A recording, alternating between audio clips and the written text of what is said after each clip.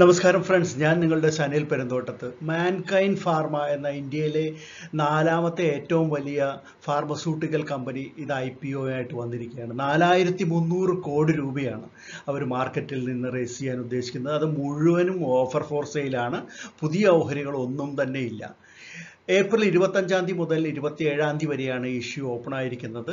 നമുക്കറിയാവുന്ന പോലെ തന്നെ നമ്മുടെ പ്രിയ നടൻ മോഹൻലാലാണ് ഇതിൻ്റെ ബ്രാൻഡ് അംബാസിഡർ. അദ്ദേഹത്തിൻ്റെ പരസ്യങ്ങളൊക്കെ നിങ്ങൾ സ്ഥിരമായിട്ട് മാൻകൈൻഡ് ഫാർമ എന്നുള്ള പേരിൽ TV-യിലെല്ലാം കാണാറുണ്ടല്ലോ.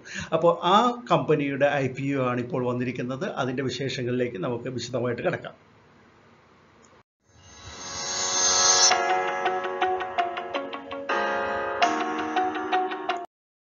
മാൻകൈൻഡ് ഫാർമ ഡൊമസ്റ്റിക് സെയിൽസിൻ്റെ കാര്യത്തിൽ രാജ്യത്തെ നാലാമത്തെ ലാർജസ്റ്റ് ഫാർമസ്യൂട്ടിക്കൽ കമ്പനിയാണ്. അതുപോലെ തന്നെ 2022 സെയിൽസ് വോളിയം നോക്കുകയാണെങ്കിൽ രണ്ടാമത്തെ ഏറ്റവും വലിയ കമ്പനിയുമാണ് മാൻകൈൻഡ് ഫാർമ. അവർ വളരെ ക്രോണിക് ആയിട്ടുള്ള തെറാപ്യൂട്ടിക് ഏരിയകളിലും അല്ലെങ്കിൽ കൺസ്യൂമർ ഹെൽത്ത് കെയർ പ്രോഡക്ട്സിൻ്റെ കാര്യത്തിലും ഉള്ള പ്രോഡക്റ്റുകളെല്ലാം അല്ലെങ്കിൽ ഫാർമസ്യൂട്ടിക്കൽ ഫോർമുലേഷൻസ് ഡെവലപ്പ് ചെയ്യുകയും മാനുഫാക്ചർ ചെയ്യുകയും അതുപോലെ തന്നെ മാർക്കറ്റ് ചെയ്യുകയും ചെയ്യുന്ന ഒരു കമ്പനിയാണ്. Anti infective, cardiovascular, gastro intestinal, anti diabetic, അതുപോലെ neuro, CNS, vitamins, minerals, nutrients, പിന്നെ റെസ്പിറേറ്ററി, ഇങ്ങനെയൊക്കെയുള്ള അക്യൂട്ട് ക്രോണിക് തെറാപ്യൂട്ടിക് ഫീൽഡിലുള്ള ഫോർമുലേഷൻസ് അല്ലെങ്കിൽ മെഡിസിൻസ് ആണ് ഇവർ നിർമ്മിക്കുന്നത്. പ്രത്യേകിച്ച് എടുത്തു പറയുകയാണെങ്കിൽ 36 പ്രധാനപ്പെട്ട ബ്രാൻഡുകളാണ് മാൻകൈൻഡ് ഫാർമയുടേതായിട്ട് മാർക്കറ്റിലുള്ളത്. കമ്പനിയുടെ 25ഓളം വരുന്ന മാനുഫാക്ചറിങ് യൂണിറ്റുകളിലായിട്ട് 22,000 ജീവനക്കാരാണ് പ്രവർത്തിക്കുന്നത്. അതുപോലെ തന്നെ IMT മനേസർ ഹരിയാനയിൽ അവരുടെ റിസർച്ച് ആൻഡ് ഡെവലപ്മെൻറ്റ് വിങ്ങിൽ 600ഓളം ശാസ്ത്രജ്ഞന്മാരും പ്രവർത്തിയെടുക്കുന്നുണ്ട്. കമ്പനിയുടെ മാർക്കറ്റിങ്ങിനെ കുറിച്ച് പറയുകയാണെങ്കിൽ ഏറ്റവും കൂടുതൽ മെഡിക്കൽ റെപ്രസെൻറ്റേറ്റീവ്സ് ഉള്ള ഒരു മെഡിക്കൽ കമ്പനിയാണ് മാൻകൈൻഡ് ഫാർമ എന്ന് പറയുക. 11,691 മെഡിക്കൽ റെപ്രസെൻറ്റേറ്റീവ്സ് ആണ് കമ്പനിക്ക് വേണ്ടി പ്രവർത്തിക്കുന്നത്. അതുപോലെ തന്നെ 3,561 ഫീൽഡ് മാനേജേഴ്സും കമ്പനിക്കുണ്ട്. പിന്നെ 12,000 സ്റ്റോക്കിസ്റ്റുകളും 75 C&F ഏജൻസും കമ്പനിയുടെ വിജയത്തിന് വേണ്ടി പ്രവർത്തിച്ചുകൊണ്ടിരിക്കുന്നു. വളരെ വലിയ ഒരു ഡിസ്ട്രിബ്യൂഷൻ നെറ്റ്വർക്കാണ് ഇന്ത്യയിലുടനീളം മാൻകൈൻഡ് ഫാർമയ്ക്കുള്ളത്. മാൻകൈൻഡ് ഫാർമയുടെ പ്രധാനപ്പെട്ട പോപ്പുലർ ബ്രാൻഡുകളാണ് മാൻഫോഴ്സ് കോണ്ടംസ്, പ്രഗാന്യൂസ്, ഗ്യാസോഫാസ്റ്റ്, ന്യൂറോകൈൻഡ്, അതുപോലെ തന്നെ ടെൽമികൈൻഡ്, ഡൈഡ്രോബൂൺ തുടങ്ങിയിട്ടുള്ള പ്രോഡക്റ്റുകൾ. കമ്പനിയുടെ പ്രൊമോട്ടർമാരുടെ കാര്യം നോക്കുകയാണെങ്കിൽ രാജീവ് ജുനേജ, ഈ ചിത്രത്തിൽ കാണുന്ന അദ്ദേഹം ആണ് MDയും വൈസ് ചെയർമാനും. അതുകൂടാതെ രമേശ് ജുനേജ, ശീതൽ അറോറ, രമേശ് ജുനേജ ഫാമിലി ട്രസ്റ്റ്, അത് കോർപ്പറേറ്റ് ആയിട്ടുള്ളൊരു മെമ്പറാണ്. അതുപോലെ തന്നെ പ്രേം ശീതൽ ഫാമിലി ട്രസ്റ്റ്, 2 ട്രസ്റ്റുകളും ഈ കൂട്ടത്തിലുണ്ട്. ഇവർ വിറ്റഴിക്കുന്ന ഓഹരികൾ 2.5% ഉള്ളൂ. ഈ ഇഷ്യൂവിന് മുമ്പ് 79% സ്റ്റേക്കാണ് ഈ പ്രൊമോട്ടേഴ്സിൻ്റെ കൈവശമുള്ളത്. ഓഫർ ഫോർ സെയിൽ കഴിയുമ്പോൾ അത് 76.5% ആയിട്ട് മാറുകയാണ്. അപ്പോൾ കുറച്ച് ഓഹരികളിൽ മാത്രമാണ് ഈ ഡൈല്യൂഷൻ നടക്കുന്നത്. ഇനി നമുക്ക് മാൻകൈൻഡ് ഫാർമയുടെ ഫിനാൻഷ്യൽ സൈഡ് ഒന്ന് നോക്കാം. വളരെ മികച്ച ഒരു ഫിനാൻഷ്യൽ കണക്കുകളാണ് കമ്പനിക്കുള്ളത്. 2020 റവന്യൂ നോക്കൂ, 5,865.2 കോടിയാണ് ഇവിടെ റവന്യൂ ആയിട്ട് കാണുന്നത്. അത് അടുത്ത വർഷമായപ്പോൾ 6,214.4 2022 7,781.6 കോടി എന്നാണ് കാണിക്കുന്നത്. പിന്നീട് ഇത് 9 മാസത്തെ കണക്കാണ് ഏറ്റവും പുതിയ 6,696.8 കോടി എന്നുള്ളത്. ഇത് എക്സ്പെൻസ് കോളം. നമുക്കിനി നെറ്റ് ഇൻകം നോക്കാം. 1,056.2 എന്നാണ് 2020 നെറ്റ് ഇൻകം കാണുന്നത്. അത് അടുത്ത വർഷമായപ്പോൾ 1,293 എന്നും പിന്നീട് 1,453 എന്നുമാണ് കാണിക്കുന്നത്. ഇത് 9 മാസത്തെ കണക്ക് മാത്രം വെച്ച് നോക്കുകയാണെങ്കിൽ 1,010. ഈ നെറ്റ് ഇൻകത്തിൽ അല്ലെങ്കിൽ ബോട്ടം ലൈനിൽ ഒരു ചെറിയ പ്രതീക്ഷിച്ച ഒരു വർധനവ് ഇവിടെ കാണാതിരിക്കുന്നുണ്ട്. അപ്പോൾ അത് എന്തുകൊണ്ടാണെന്നുള്ളതിൻ്റെ ഒരു എക്സ്പ്ലനേഷൻ കമ്പനി പറഞ്ഞിരിക്കുന്നത് റീസെൻ്റ് ആയിട്ടുള്ള ഈ ടേക്ക് ഓവർ അഡ്ജസ്റ്റ്മെൻറ്റുകൾക്ക് വേണ്ടിയിട്ട് വന്നിട്ടുള്ള ഒരു വൺ ടൈം ഒരു അഡ്ജസ്റ്റ്മെൻറ്റ് മൂലമാണ് ഇത് ചെറിയതായിട്ടൊന്ന് കുറഞ്ഞിരിക്കുന്നത്. അത് കൂടാതെ അന്താരാഷ്ട്ര തലത്തിൽ മാർക്കറ്റിലുണ്ടായിരിക്കുന്ന ഒരു മാന്ദ്യം, പിന്നെ റഷ്യ ഉക്രൈൻ വാർ, ഇതെല്ലാമാണ് കമ്പനിയുടെ നെറ്റ് ഇൻകത്തിനെ ചെറുതായിട്ട് ഒന്ന് കുറച്ചിട്ടുള്ളത്. പക്ഷേ അതൊരു വലിയ കുറവായിട്ട് തോന്നുന്നില്ല. ഇത് പ്രോഫിറ്റ് ആഫ്റ്റർ ടാക്സ് മാർജിൻസ് ആണ് 18, പിന്നെ ഇത് 20%. അതുപോലെ 2022 18.7, കൂടാതെ ഈ 9 മാസത്തെ മാത്രം കണക്ക് വെച്ച് നോക്കുകയാണെങ്കിൽ 15.1 എന്നാണ് പെർസെൻറ്റേജ് കാണിക്കുന്നത്. അപ്പോൾ വളരെ ഒരു ഫിനാൻഷ്യൽ സൈഡ് നോക്കുകയാണെങ്കിൽ വളരെ പ്രോത്സാഹനജനകമായിട്ടുള്ള ഒരു കമ്പനി ആണ് ഈ മാൻകൈൻഡ് ഫാർമ എന്നുള്ളത് നമുക്ക് മനസ്സിലാവും. ഇനി നമുക്ക് ഏറ്റവും പുതിയ വാല്യുവേഷൻസ് നോക്കുകയാണെങ്കിൽ EPS 35.78 എന്നും പി റേഷ്യോ 28.68, 30.18 എന്നിങ്ങനെ കാണുന്നുണ്ട്. റിട്ടേൺ ഓൺ നെറ്റ്വർത്ത് 23.29% ആണ്. ബുക്ക് വാല്യൂ 153.65 എന്നുമാണ് കാണുന്നത്. കെഫിൻ ടെക്നോളജീസ് ആണ് ഇതിൻ്റെ രജിസ്ട്രാർ. അതുപോലെ ലീഡ് മാനേജേഴ്സ് ആയിട്ട് Kotak Mahindra capital, axis capital, IIFL securities, Jefferies India, പിന്നെ JP മോർഗൻ ഇന്ത്യ, ഇവരൊക്കെയാണ് ലീഡ് മാനേജേഴ്സ്.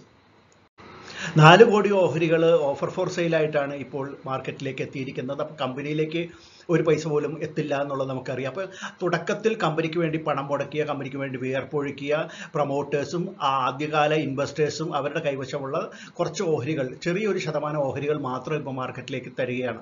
അപ്പോൾ അതുവഴി നമുക്ക് സാധാരണക്കാരായ ഇൻവെസ്റ്റേഴ്സിന് ഇപ്പോൾ ഈ കമ്പനിയിൽ പങ്കാളിത്തം ലഭിക്കുന്നതിനുള്ള ഒരു അവസരം കിട്ടിയിരിക്കുകയാണെന്ന് മാത്രമല്ല, കമ്പനി ലിസ്റ്റഡ് കമ്പനി ആവാൻ പോകുന്നു. ഈസി ആയിട്ട് ഓഹരികൾ വിൽക്കാനും വാങ്ങാനും ഒക്കെ എല്ലാവർക്കും ലിക്വിഡിറ്റി എന്ന് പറയുന്ന കാര്യം ഏറ്റവും കൂടുതൽ ലഭിക്കാനുള്ള ഒരു അവസരം ഉണ്ടായിരിക്കുകയാണ്. അപ്പോൾ ഈ കമ്പനിയിലേക്ക് പൈസ വരുന്നില്ല ഇഷ്യൂ വഴി എന്നുള്ളത് ഒരിക്കലും ഒരു നെഗറ്റീവ് കാര്യമല്ല. അതിന് പകരം നമുക്ക് ഓഹരി പങ്കാളിത്തം ലഭിക്കുന്നു എന്നുള്ളതും ലിസ്റ്റഡ് കമ്പനി ആകുന്നു മാൻകൈൻഡ് ഫാർമ എന്നുള്ളതും ഉള്ള പ്ലസ് പോയിന്റ് ആണ് നമ്മൾ ഇതിൽ കാണേണ്ടത്. ഇനി നമുക്ക് ഇതിൻ്റെ ഡിവിഡൻഡ് പോളിസിയും ബോണസ് പോളിസിയും ഒക്കെ എങ്ങനെയായിരുന്നു എന്നുള്ളതൊന്ന് നോക്കാം. ഡിവിഡൻഡ് അടുത്ത കാലത്ത് അങ്ങ് കൊടുത്തതായിട്ട് കാണുന്നില്ല. ആദ്യകാലത്ത് കമ്പനി കൊടുത്തിരുന്നതായിട്ടും നമുക്ക് മനസ്സിലാക്കാനായിട്ട് സാധിക്കുന്നുണ്ട്. എന്നാൽ ബോണസിൻ്റെ കാര്യത്തിൽ കമ്പനി വളരെ ധാരാളിത്തത്തോടെ തന്നെയാണ് ഇൻവെസ്റ്റേഴ്സിനെ കണ്ടിട്ടുള്ളത്. നോക്കൂ, ഓരോ ഓഹരി എന്നുള്ള നിലയിൽ 2000 കമ്പനി ബോണസ് ഓഹരി ഫ്രീ ആയിട്ട് കൊടുത്തിട്ടുണ്ട്. അതിന് കൂടാതെ ഓരോ ഓഹരിക്ക് 15 ഓഹരി എന്നുള്ള നിലയിൽ 2005 ഓഹരി കൊടുത്തിട്ടുണ്ട്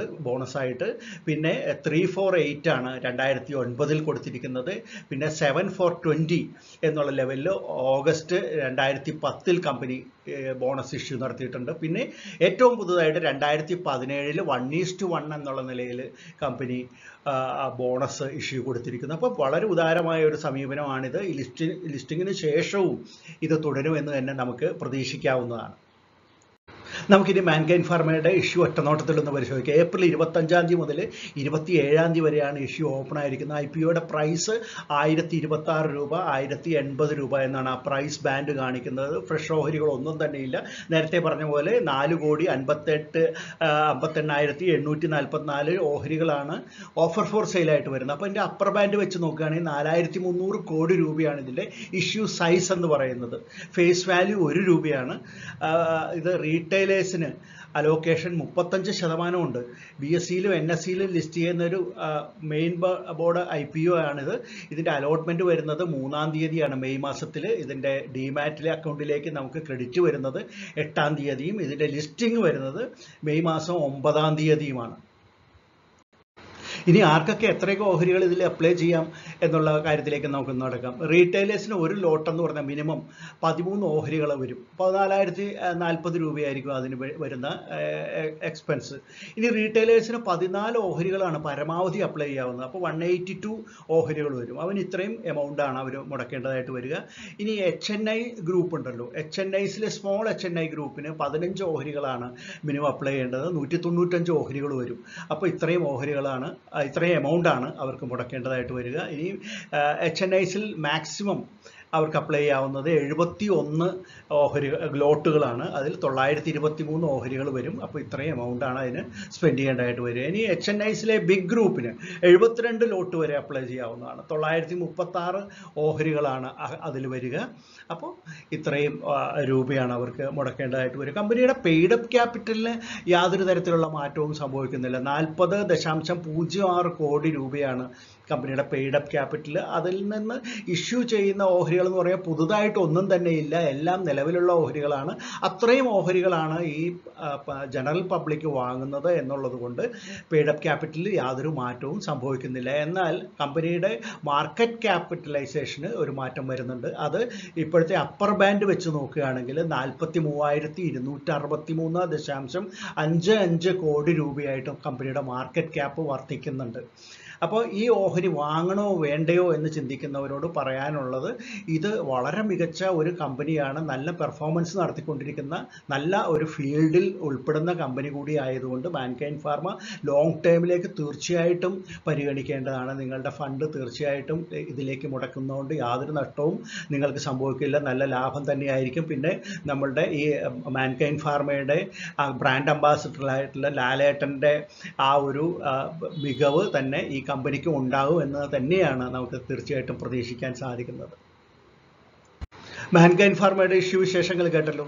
നിങ്ങൾക്ക് ഇഷ്ടപ്പെട്ട് കാണുമെന്ന് കരുതുന്നു. ഇഷ്ടപ്പെട്ടെങ്കിൽ തീർച്ചയായിട്ടും വീഡിയോ ലൈക്ക് ചെയ്യാൻ മടിക്കരുത്. എല്ലാവിധ സപ്പോർട്ടുകളും വീഡിയോയ്ക്ക് നൽകണം. മാത്രമല്ല നിങ്ങളുടെ കമൻറ്റുകൾ വളരെ വിലപ്പെട്ടതാണ്, കമൻറ്റുകൾ ഇടാനും മടിക്കരുത്. നമുക്ക് മറ്റൊരു വീഡിയോ ആയിട്ട് ഉടൻ തന്നെ വീണ്ടും കാണാം. അതുവരെ നന്ദി, നമസ്കാരം, ബൈ.